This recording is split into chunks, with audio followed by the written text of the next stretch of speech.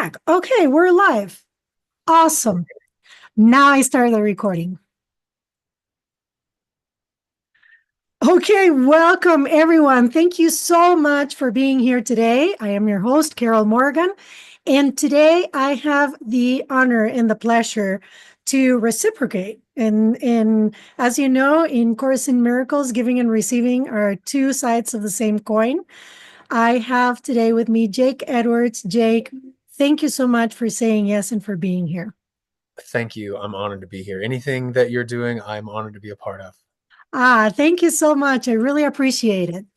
Let's get to it, Jake. This is going to be a conversation between you and me, getting to know each other, and we just have a few people hanging out with us. So before we get started, can you guys be so kind as to let us know that you can hear us?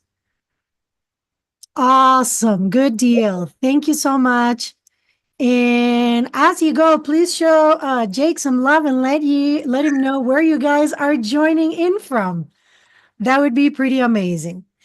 Okay, so Jake, you had a spiritual experience that has led you to start seeing the world a little bit differently, and it Mhm. has led you to want to share that vision with the world. Can you share your story with us? Yes. And I wouldn't say that I had one experience in particular. It was a life that led me to this. It was always going to lead me to this. In the podcast, in the first episode, I kind of told the story, and it's a long one, and it's hard for me not to digress. But I was born to parents who were perfect for this, for me to be able to allow my life to unfold in a way where I would be able to find my path.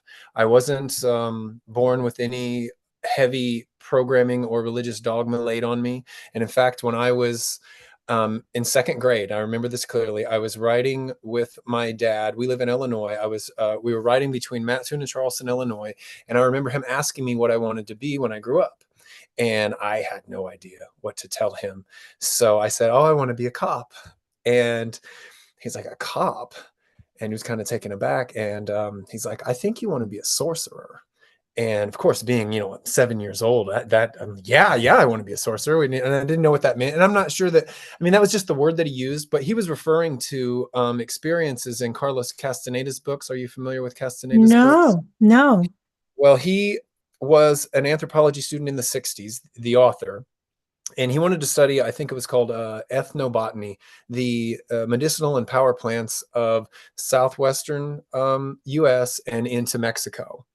And in trying to study these plants in kind of the institutionalized way of wanting to categorize them and label them and talk about their uses amongst the indigenous people, he meets a Yaqui, Yaqui, I think it's pronounced Yaqui, a Yaqui shaman, or at least that's the word that he used. And the shaman's actual name was Don Juan. And I don't think that Don Juan would have called himself a shaman. He calls himself a man of knowledge, or in essence, a warrior. But Castaneda's experiences in these books were of such a nature that it just it just sunk really deep into me. This idea that we're energetic beings, the idea that we're just physical, the whole materialist view of the world, that all that there is what you can perceive with your five senses. Mhm. That never really took hold. The whole time I'm being introduced to this idea that we're energetic beings, and like my dad said, you chose to be here and you chose your parents. Like don't blame me for anything. You chose me. It never left me, and it just made so much sense to me in my little mind, and I never let that go. So then throughout my life, I kind of carried that with me. And then into my 20s, I always attribute it to this girl that I was seeing, because in my 20s, I started to have spontaneous out of body experiences. And I attribute that to constantly being in a state of exhaustion, constantly being in basically this twilight state between being awake and asleep. I think that's conducive to the out of body experience, because I was living with her and there were such issues going on. I didn't get a whole lot of sleep. And one night I found myself having the experience of laying in bed, and also the perception that I was hanging by my ankles suspended, I guess, from the point of the mattress. And I thought, what is this? I was absolutely certain I was hanging upside down by my ankles, but I was also laying in bed. Um, and excuse me, I have to, my dog is sitting down here. I It's forgot. okay. Go for it. It's okay. That happens. If it's not the dog, it's the kid. If it's not the kid, it's the internet. There's always something. Yes, yes. But okay, she's good. Thank Um, but night after night, this would be happening. Me hanging from my feet, which means I would have had to have gone through the mattress and through the floor. And I even had that sense in my head, like when you're hanging upside down, you sort of feel a gravity. You feel like the blood's rushing to your head. I had that sense that I was heavier on my head than I was on my feet, just as though I was dangling like that. But I knew I couldn't be because I was also completely aware that I'm lying flat in bed. And also it would make no sense as to why I'm hanging by my feet.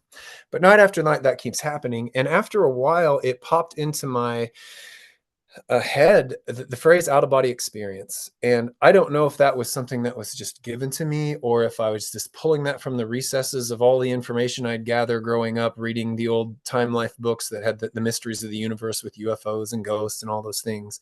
But out of body experience was the phrase that popped into my head. And so this was before cell phones and the internet and anything like that. So I went to the local bookstore and grabbed the first book that I could find on the out of body experience. And I don't remember who wrote it, but it was a doctor. So I thought that lended some credence to it. This guy had something to lose by admitting he was having out of body experiences. And I sat in the parking lot and I read that thing cover to cover. And one of the things that he described that stuck with me there that also validated my experience was that he described this vibratory state that would happen before he would, say, detach from his body or the experience would start. And it was a vibratory state that I was experiencing too, that I'd never heard anyone talk about.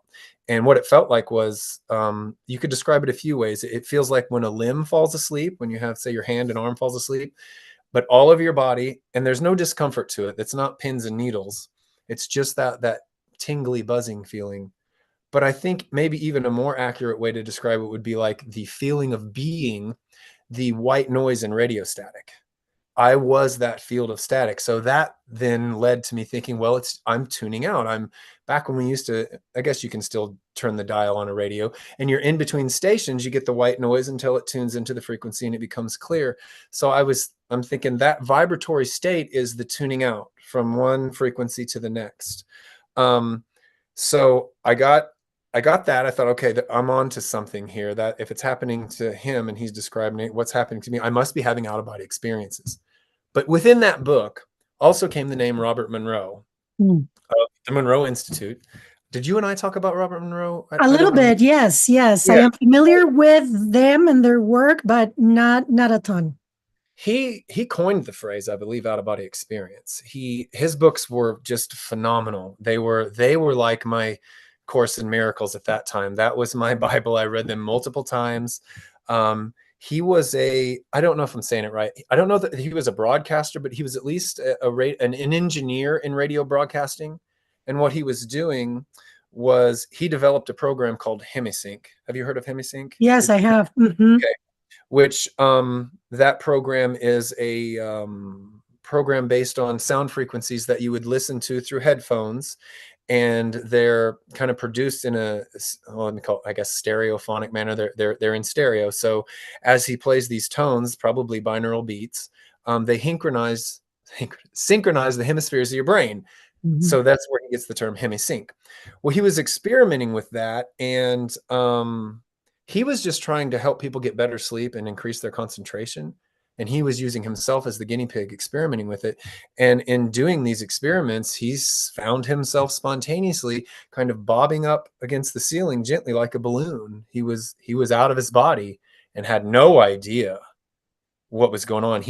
So at first he thought he was losing his mind, going insane. He went to doctors and tried to describe it to them and be treated. They had no idea what was going on. And luckily he was curious enough to just keep experimenting with this and following through with it, to the point where he became so adept at leaving his body and traveling, he was starting to map the astral realm. And his books describe this realm and points consistently. He would consistently go to the same places and he called them the outer rings. So the further out you got, the closer you were to the earth in those frequencies, the more similar it was. But the further out you got, the more varied the experiences were. And there's too much to explain here, but the Robert Monroe experience and education that I got really sunk it into me too, that I could never go back to Mhm. this idea that physicality and the materialist view of the world was what was really going on. And my whole life, I had also always been so disappointed that everything that I thought was amazing and magical, there was some mundane explanation for it. UFOs are just swamp gas, or it's light reflecting off of geese flying around, or no, there's no such thing as ghosts or spirits or anything like that. Everything was always, they always could write it off. And I was just like, no. And when I tried to talk about these things, it was always met with eye rolls. Of course, you'd meet somebody here and there that was open to it. But so the spiritual awakening was just, it was been my whole life. But it's one thing to have all this information, but that doesn't mean that you act on anything. I knew about meditation. I knew about the idea that your body's the vessel, and kind of your interface, like the antenna that receives information, and keeping that clean was going to be beneficial to your spiritual experience. But I went through the same in my 20s, drinking, using drugs, not eating in the most healthy way. Just, it was okay enough, I guess, for me to just know information, but I wasn't doing anything with it. And I wasn't following my passion. In fact, I didn't even know what my passion was, or at least I was using that as an excuse not to follow it because I was afraid of it.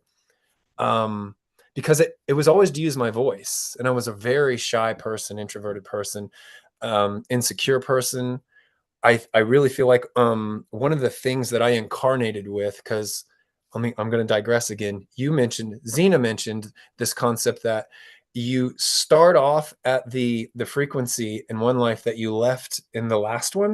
Am Correct. I saying that right? I Mhm. think one of the things that I came in with, one of my crosses to bear, was this idea of being unworthy, of not deserving to be here, while everybody else did. Everybody else can explain their point of view and speak up and talk about things as though they're the authority on it, but I would not say my piece. I always felt like it wasn't valid, or I just didn't deserve to be here for some reason. So until I learned to grow past that and act on it, nothing really opened up to me. It's like, why am I not having? I mean, of course, I had out of body experiences, so there's a big one, but I never heard guides talking to me. I never got God winks, or when people hear, they say that their angels are speaking to them, or they hear God, or just something from source, however they wanted to define it. I'm like, I don't get any of that, but I didn't understand that I had to meet that source halfway.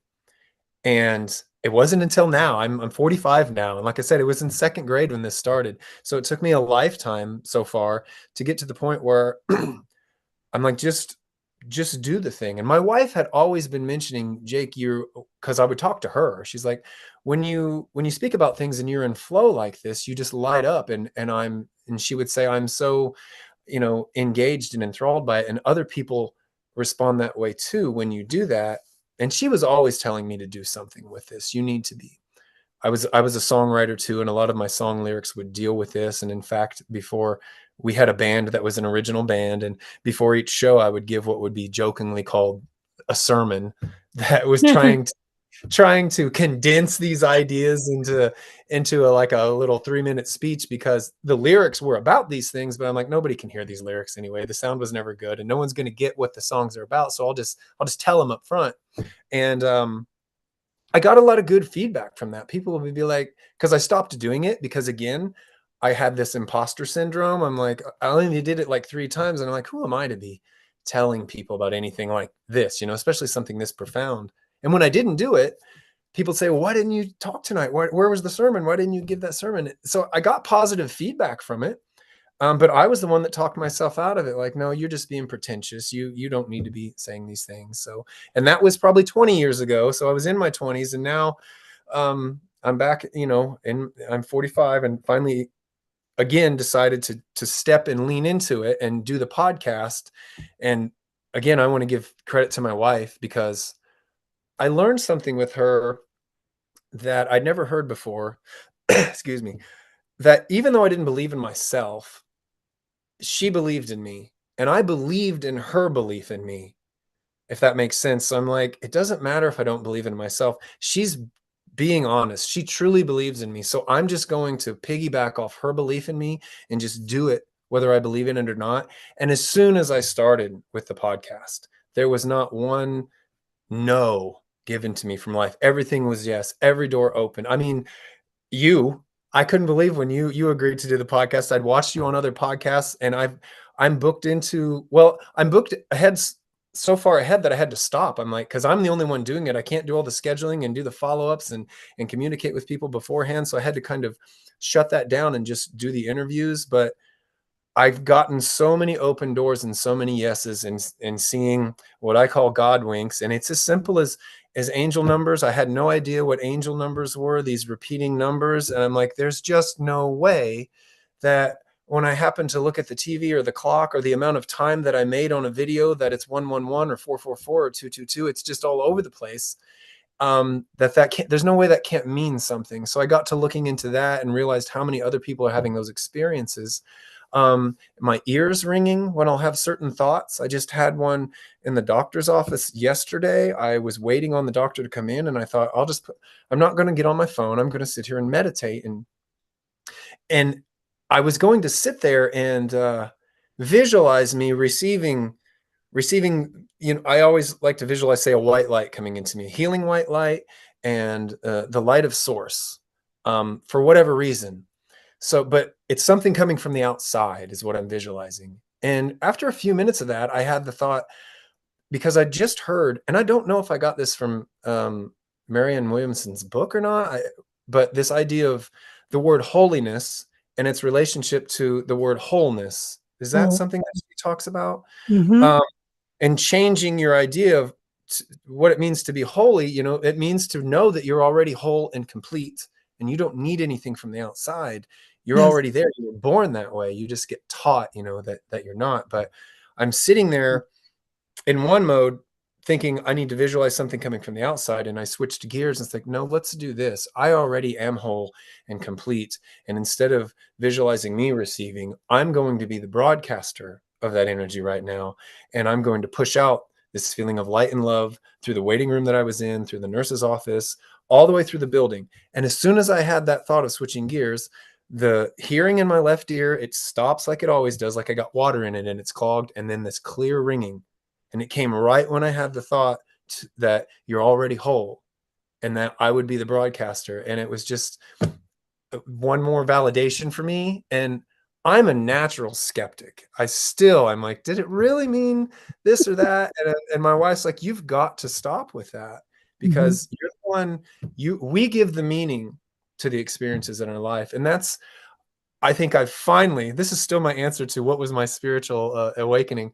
I think I finally have started to awaken to, because you can awaken to a lot of things, but to Mm-hmm. awaken to the truth that actually, yes, source is interacting with me. It's been communicating with me the whole time, but I'm learning the language that it speaks, I guess. Because a lot of times too, when I think I have a thought, like the thought of, no, you don't need to receive from the outside. You are already whole. You could actually, not only are you whole, you could be the source of the energy today in this room by pushing it out and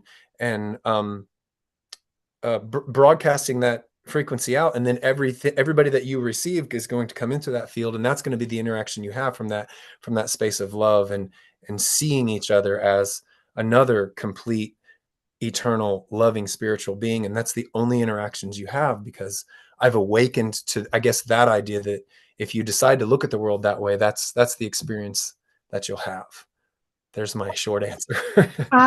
Amazing. Amazing. You are touching into so many of the topics that we touch on here in the spirit led community, Jake, because we're all one. Really, we're all one. That sentence has become a little bit trivialized, but we Yes. truly are just one. And when you start listening to other people's journeys and their stories, you can see yourself in that story, in either the whole story, in pieces of it.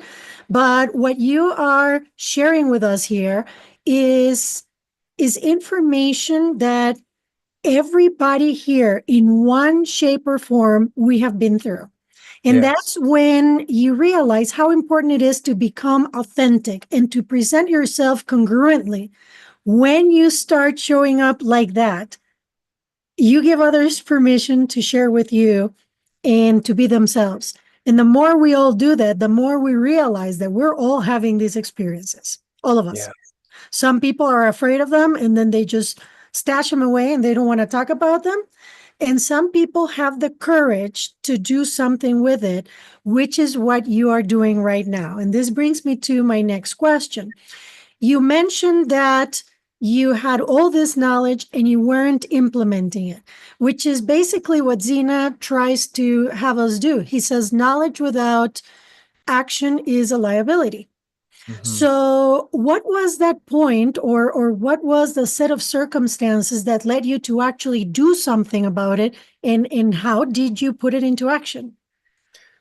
Well, I like to talk about, because it's the most recent thing, taking action on the podcast, but there were things before the podcast. That's the latest thing. It was what led me to it is just I had been denying it for so long. It's just like, when are you going to stop talking and start doing? So another thing that helped was my wife kind of came around too, because we ever since we met, she grew up in a Christian household that's, and I would call it fundamentalist Christian. I mean, what the Bible says is what is true, and it's taken pretty literally. And when you take the Bible literally, it can be very contradictory. And that was her experience of it. Yeah. So because she wasn't, I'm not blaming her, but for years, she wasn't really, I guess, getting it intellectually, because I can say that I understood it intellectually, but I wasn't doing anything either. So I guess it was just easier to kind of just go along with her, and we were still just going throughout our lives and focused just on life in general. But once she started coming around and wanting to practice too and getting into meditation, I was like, okay, let's roll, let's do it. And I started to as well. Actually start meditating, actually start cleaning up our diet, to stop drinking, doing to stop waking up in the morning and, I guess, looking at phones or reiterating what happened yesterday that was maybe negative or stressful, and seeing the world through stress. I don't know if I talked to you about this in our interview, but I've these last 2.5 years, I'm a residential house painter. I paint houses and pole barns and things like that. I live in a rural area, so pole barns are a big part of it. But before that, I was a teacher in the public school systems. I was a kindergarten teacher, second grade teacher, fifth grade teacher. I was there. Um, and that was leading me to being very unhappy. Mhm. I knew I loved kids, and that was why I got into teaching.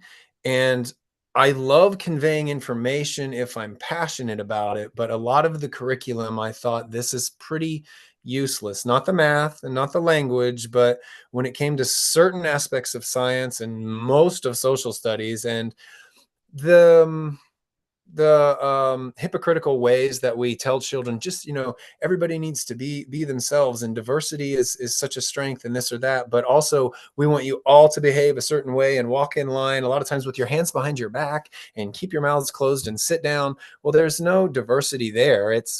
I felt like we were making good taxpayers and factory workers. We're putting them on those schedules they were going to be very well trained in how to go out into the workforce, but not how to know themselves as something beyond that. So I left teaching without much of a backup plan. That right there was an act that, I guess, was an example of me taking action and not just talking. Um, and I had to, what it did was reawaken. Actually, I couldn't say reawaken because I've never lived on faith before. It forced me to live on faith, because now not only do I not have a paycheck that's steady, I don't know that I'm going to get any customers call me. I don't know if this is going to work.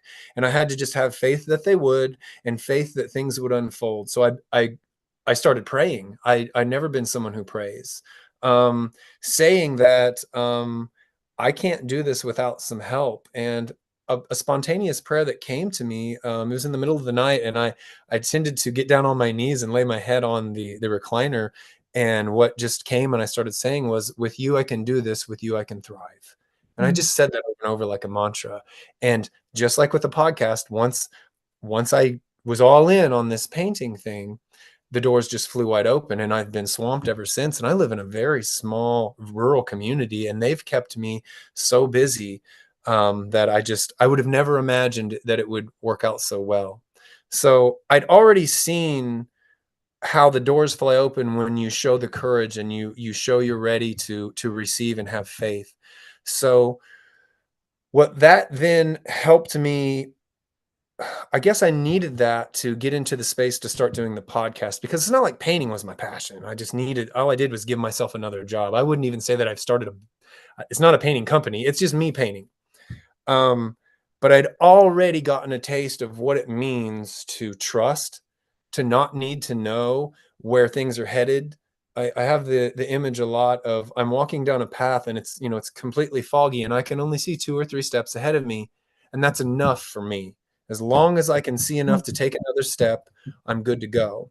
So I'd heard my wife say, you need to be, you need to start a podcast. I'd heard her say it enough that I'm like, okay, I'm just going to do it. And it was very, I don't know what I'm doing in a sense. I don't have any background in communication or broadcasting or anything like that. So it was just starting Zoom meetings, and I have nothing to lose. So I was swinging for the fences. I would watch other people's podcasts. I was a huge fan of any podcast that dealt with the near-death experience.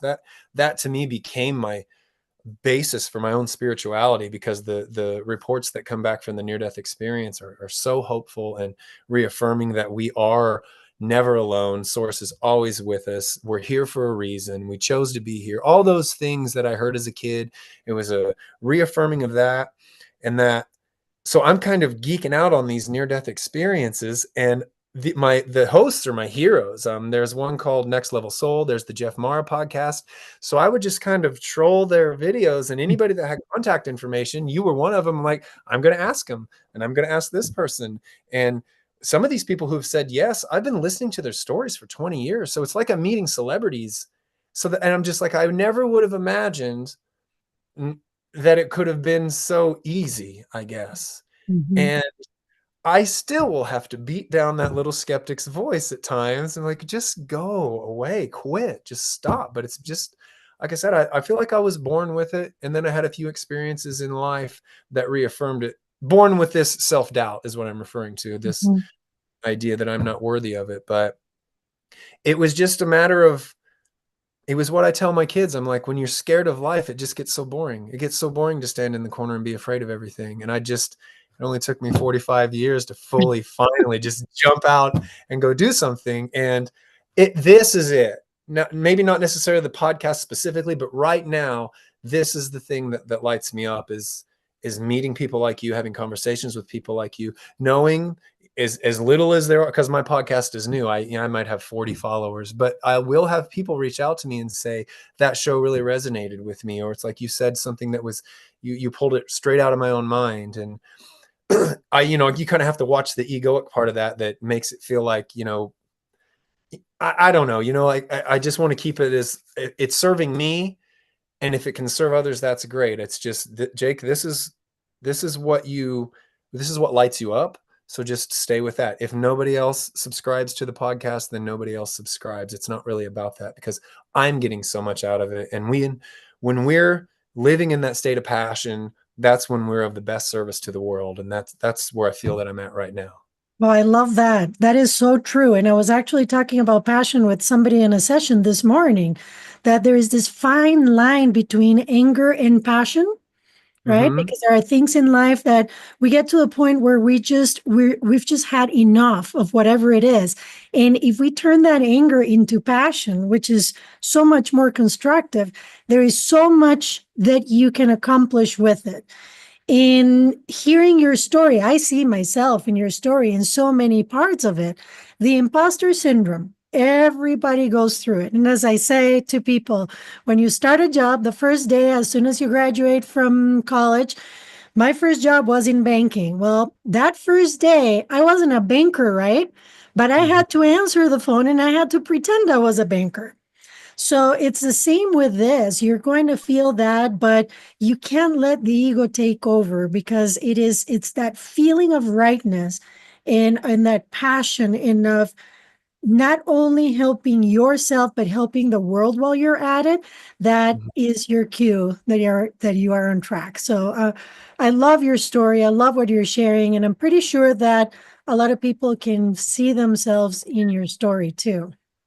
It feels like that. I've had a lot of people say that, and it's just easy to just kind of know that too. It's like that was another thing I realized. Just like this is everybody's experience. I mean, you Totally. might have people that are just they just have confidence just blowing out of their head. They're so full of it, and but mostly, yeah, I see that a lot everywhere I go. That people question themselves and they're scared to follow through on something if there's any risk involved. And Mhm. it's just what's the point of life if you're not? It's supposed to be an adventure. So. I love that. Oh. One of the things that has been my experience is that when you come out from a mainstream background, you're a painter, you're a teacher, etc. That's mainstream. When you Mhm, get out of that and you put yourself in front of people with concepts that are not mainstream and concepts that when they challenge their own beliefs, they can get scared and they can attack. mhm. So you're basically opening yourself up for judgment and for a lot of other things. How are you addressing that? Have you gotten to the point where you have felt that and you have had to do something conscious about it? I haven't gotten that too much from the outside. Like I said, the most of the pushback would come from me Hmm. internally, but Interesting. I have had a couple people when people I can see who's kind of watching because I don't just do a podcast. I have a presence on TikTok too. And you can kind of see who watches your content. My content on TikTok, of course, is the same type of content that we're talking about here. You know who's watching, and a lot of them are from my community. They either just don't ask me about it, or and some just I've had. It was actually my own uncle say, "What the hell are you talking about on there?" And it wasn't like he was coming at me aggressively, but Yeah. I do think he was interested. But there was a little bit of eye roll in the tone, and how I address it is I just first I'm like, "Do you have some time? I can't just tell you what I'm talking about in 2 minutes. We need to sit and actually explain." So I kind of test the waters there. I'm like, "Do you really want to know? Because I'm not just going to be able to glaze over it." But he and I had a 10-minute conversation about it, and I could see that he kind of turned and at least was able to respect that I was doing something that I believed in, whether he believed what I was saying or not. I've had others, like I said, it's mostly been positive feedback at this point. Good. And that's where I've really put myself out there is I take little clips from the podcast and I put it on my personal Facebook page. So everybody in the community is aware of what I'm doing. Like I said, this is a very Christian based community. And it's not like these concepts are anti religion or anti Christian, but the idea that God is, how I put it, not just within you, that we are, everything is God, everything is this energy. And that I think if they have a problem, I think they would have the most problem with for whatever reason. But I'm not getting anybody coming up to me and giving me any sort of negativity about it yet. But like I Good. said, I'm pretty small, so I don't have That's much of an outreach yet. You know what? That's the hardest step, though. It's that first step of becoming congruent, of coming out and saying that this is what you believe. And if it's not mainstream, it's the biggest step. For me, it was a huge step, and it took me a while. It was in increments because I was in corporate, and my Yeah. first fear was if my bosses find out, and one of them was pretty Christian, I might lose my job. Mhm. So, anyway, those really irrational fears, they're really irrational, but they do haunt you. And if you don't put a stop to them, you're not going to do what you came here to do. So, I Did love that you have. did your boss find out then and not respond in the way that you were worried about? I don't know that he ever found out. I started doing this more open in 2018, and I had been in that company since 2011. And by the time I quit in 2021, nobody had said anything. I do know that some lady found out about me being a course student, which I want to move into now. And she said, she sent me a message and she said, whenever you have some time, we can do some Bible studies. So I think she was trying to save me. So I took it very, I took it well. And I said, no, thank you, but thank you for asking. And then we just left it there. He never found out really, and my fear was unfounded. Somebody is asking here, where is Jake from? I'm from East Central Illinois, Cumberland County, Illinois, a little village. I don't even live in the village, is how rural I am. There's a village of about 1,300 people called Toledo, Illinois, and another one. So that's 3 miles to the west of me. There's another one 3 miles to the east of me that's about 1,200 people. And I live in the middle of the cornfields in East Central Illinois, probably 3 hours south of Chicago, 2 hours east of St. Louis, and 2 hours west of Indianapolis. I'm just in the corn and the You're beans. in the heart of the Midwest. Yes, absolutely. Lots of corn, very humid, very Mhm. cold. I lived in Oh, it's Minnesota oh, for a yes, long time. yes. So I know. All right. Well, let's get into the Course in Miracles. A lot of people in my community are course students. Mhm. And the course found you at some point in your life where you weren't quite ready for it. Now you're back at it and you're back at it stronger. Can you share a little bit about that? I'm just getting back into it, and in fact, right now I'm finishing up Marianne Williamson's book, The Mystic Jesus, and there's a subtitle to it too, but The Mystic Jesus book, which I think for me is helpful because she takes the course material and kind of condenses it and gives us it's already processed through her lens, of course. But having her as a foundation for that before I really dig in again, I just feel like that's going to be helpful for me. We actually got that book first, is why I'm just going to finish it before I start the course. But my wife found it's so crazy because it's like my wife's awakening is so intertwined with mine. I consider us a power couple. We're just intertwined. We have Mm. started to read each other's minds, and I just mean that in the most literal way.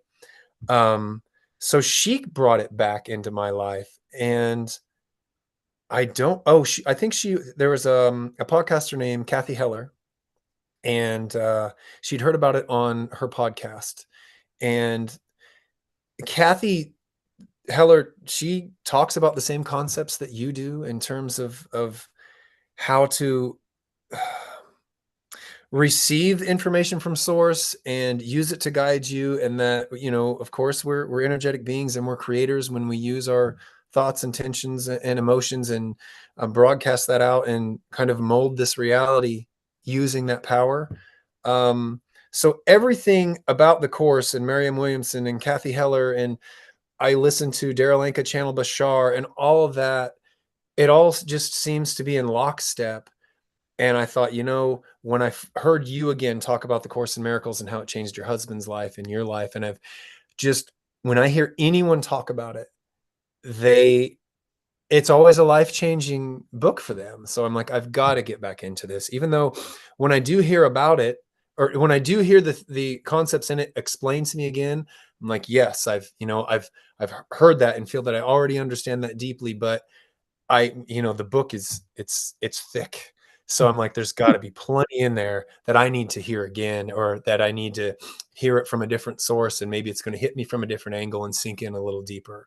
So we sit in the morning, and sometimes she just reads it out loud because she says she doesn't understand what this is saying. And I will give her my understanding of it. And we kind of just bounce back and forth like that. And we're going through it together. I love it. That is wonderful. And yes, power couple. What a great term, because it sounds like you guys are exactly made for each other to bring the best out of each other. And that's definitely a blessing. So good for you guys for coming together and helping each other out in this way. And we're trying to give that to our kids too. So the next generation, like, we've got to keep the light alive somewhere without, we don't really push anything on them. We're like, we're going to just live these things and not do Yes. teaching. Because you talked about one of your ex coworkers trying to save you, it's like my wife wants to shout this from the rooftops too, and she's not getting the response that she wants, I guess. I'm like, well, we don't need to save anybody. This type of information just comes to people when they're ready for it. The teacher will show up when the student is ready, type of thing. Yes, it is true. And yeah, and I understand her, when you understand something as basic as suffering is not a requirement. Yes. We really are not taught that way. When you learn that and when you actually start embodying it, you say, why doesn't everybody know this? So out of a place of truly sharing, you want people to know that. But you are right. You just have to walk your talk. And if people want a piece of that, they will follow. But I can't say that I could speak to my knowledge specifically of A Course in Miracles yet. Like I said, I've just begun, so that's where I'm at in that journey. Well, I have been into the course since 2017, and I still consider myself a student. Mm-hmm. And no matter how many times I do the lessons, and I'm doing them again, I'm on lesson 184 today. Each time brings up a whole new understanding, a whole new level. So I think that's a lifelong thing. But I really do see, Jake, that with the experiences that you are having and with the experiences that you are allowing yourself to have, the course is very complementary to what you're doing. So it's exciting. Yes, it feels like it. So before I open it up for questions, in case the people that are watching have questions for you, where do you want to go with this podcast? Where do you see it going, and what is your hope for it? My hope is I called it One More Voice because did you and I talk about the 100th monkey phenomenon No, together? I don't. I'm not sure. Okay, it's a story, and it could be a true story or not. It doesn't really matter. It's the concept that matters. But there was this group of scientists that were studying macaque monkeys off the coast of Japan Yes, we did. on a couple islands, and they noticed that at one point the one or two of the monkeys started washing these sweet potatoes in the ocean or a creek or the ocean. They washed them in the water. And so, of course, the rest of the group of monkeys soon after that learned to wash their sweet potatoes too. And, no big deal. But then on another island that had no contact with the first island, right around the same time, another group of scientists noticed that those monkeys as well started washing their sweet potatoes in the water, which was to them, at least to the scientists, a new behavior. And what they attributed that to was what they call I've heard it called a couple things, the transmorphogenic field or the morphogenic field. And what they meant by that was there's this field of consciousness that links. I mean, it's going to be linking everything, but they attributed it to it's a field of consciousness that these monkeys were tapped into, like the mycelial network of mushrooms and how plants use that mycelial network and root systems to send nourishment and information, and plants communicate through that network. So they were saying in this morphogenic field, these monkeys were communicating, intentionally or not, this knowledge. And so once a certain amount of monkeys learned this behavior, there was a tipping point, a threshold that was passed, and then all of them were receiving the impulse to do this thing. They were all awakened. So I'm like, well, I believe that that's what's going on with the ascension of humankind at this point. There are so many people waking up to this idea that, first of all, the materialist viewpoint is not what's going on here. That yes, we're energetic beings. Yes, God is within us. And yes, we can tap into this universal consciousness and use it to ride it out into the ascension. So I thought if there's one more person like me, just speaking about it, because at first it was just me on TikTok talking about it, because I thought I want to be one of the monkeys that's waking up and helping us pass that tipping point to where we just have this mass awakening, I guess is what I imagined. So that's why I called it One More Voice, but not just my voice, yours, anybody who's a guest. The more people talking about it, putting it out into the transmorphogenic field, the greater we're going to push our chances of reaching that tipping point that I think you talked about. As long as there was 51% of us feeling this way or broadcasting this, then we'll be on that timeline towards the new earth, I guess. That was my biggest hope. But where I see it going, a lot of times I feel like I limit things if I try to project where they go. So I'm just doing it because I enjoy doing it with no expectations of the outcome. I'm not thinking Mm. I got to get this podcast going because I don't want to paint forever. I need to make it make money. And when I do that, I'm in a state of resistance because if it doesn't, if I'm checking all the time, do I have a new follower today? Or is there this many streams today? As though I want there to be. And as long as I'm wanting it to get big, I'm going to receive that experience of wanting instead of it just being. So I'm staying in the mode of enjoying doing it and focusing on how it makes me feel, which is upbeat, positive, and just extremely hopeful. So Oh, I I, love that. I love that. Detachment from the outcome is living spirit led. That is exactly what you're doing. And I love it. I really love what you're doing. You are a beautiful human being. You radiate that energy, and we're all needed in this field. We really are. So I really, really wish you so many blessings in this journey and that you reach as many people as possible with the truth that you are willing to bring onto them and with the love that you are putting into your endeavor. It is being felt. thank you. So amazing. I love meeting people like you. Let's see if we have anybody that has any questions. You guys, if you have any questions for Jake, can you please type them in the Q&A? For the people on YouTube, if you can please type them on the chat, that would be very, very helpful. While people think of the questions, if there's any, Jake, what is something that people don't know about you that you feel is important for them to know about you? That's a good one. I never even think about it. That I am I wish people could know that when I am meeting them and interacting with them, that I am never I I see them as what they are. I always go back to we were all babies. We were all perfect, pure little babies, and that's what we really all still are. And regardless of the gunk and the crap that's been laid on you as a human throughout your life, I don't ever want to interact with someone based on that. I want people to know that I see them as perfect and whole, and I hope that they can see that in themselves. And if they just can't, there's nothing selfish about that. There's nothing arrogant about that.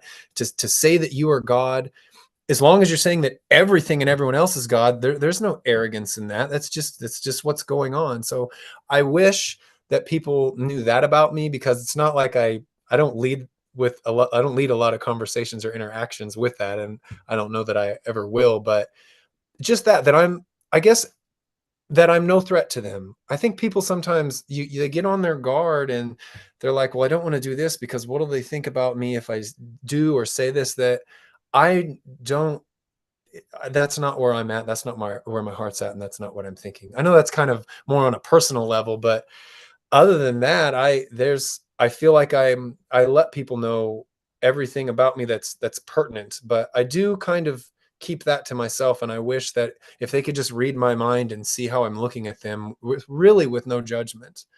If anything, I might be thinking the same thing about, well, what do they think of me? And I'm working on that in myself, to not be concerned at all.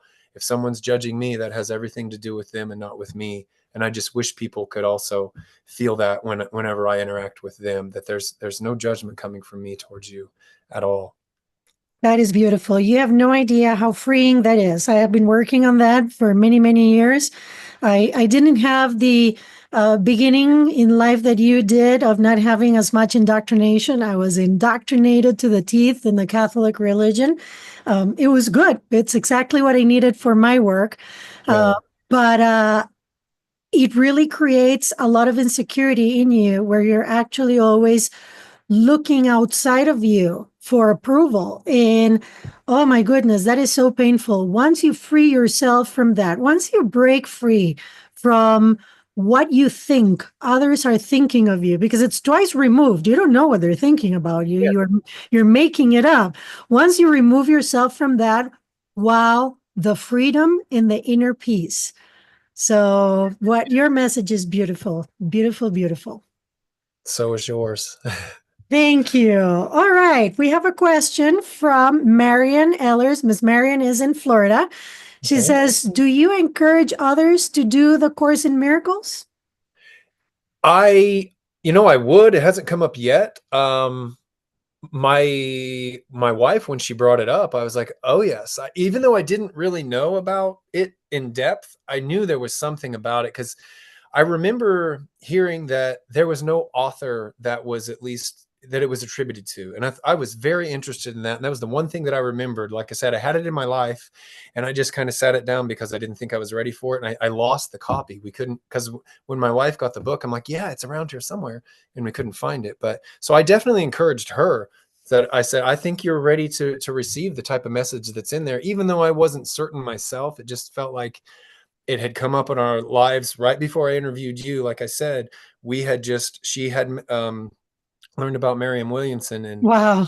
and you're talking about the Course in Miracles, and there's a little God wink there. So yes, I haven't just done cold calls, I guess you'd say, and have you heard the good word and held up the Course in Miracles or anything like that. But when the conversation comes up, and more of them are, I just had one 2 nights ago about the podcast and the type of content, and we were swapping experiences there. And with that particular person that I was talking to, it didn't come up that night, but I'm sure if we met again and started talking again, it's going to come up. So I would absolutely encourage anyone that seems to be ready to receive it, that would be a great place to go.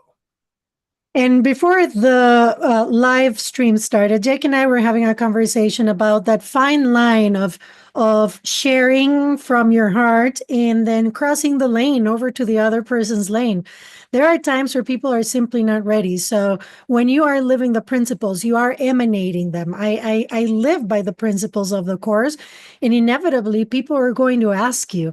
But if it's not their time, it's not our job to save anybody or push it down their throats, because then it'll cause resistance, which is Right. counter to what we want to do. Yes. Beautiful. One more question here. Vicky is wondering, Vicky is in Italy, and she's Oh, wondering, is Jake on YouTube? I have started a YouTube channel here. Like this, what I'm doing is brand new. I think I described it to you as building the rocket ship as I'm learning how to fly it. So I do have a YouTube channel, but I'm learning how to. I'm getting kind of bogged down in the weeds of it. I'm learning how to make thumbnails that are more attractive, so I can get. That's kind of what I mean. When I was earlier, I was just talking about just jumping in and doing it, and then it'll kind of, I guess, take care of itself. But I'm going to be on YouTube soon. I have a channel now. I have one of my interviews posted, but I am meeting with a friend who is going to help me set that up and make it look, I guess, a little more sleek, because yes, I do want to just be doing this because it lights me up, and and I feel passion, and I feel positive about it. And that really is enough for me. But I do feel like it's important enough to try to get as much outreach as possible. And as mundane as that is, it helps to have it look a little sleek and streamlined. So I'm just learning how to build that channel to make it look like something that somebody would be interested in looking into, because right now it's pretty chinky and shoddy looking. But It's interesting hearing you say that, because I have these conversations with Ian. Ian helps me with my audiovisual. He's in Bermuda. And sometimes I just want to get something out there. Xina is just knocking on my door. I just want to put it out there, but he's the voice of reason with, Carol, you want it to be good quality. yeah, So anyway, it's a fine line between not getting bogged down and yet at the same time making it attractive and of quality that people are going to benefit from it.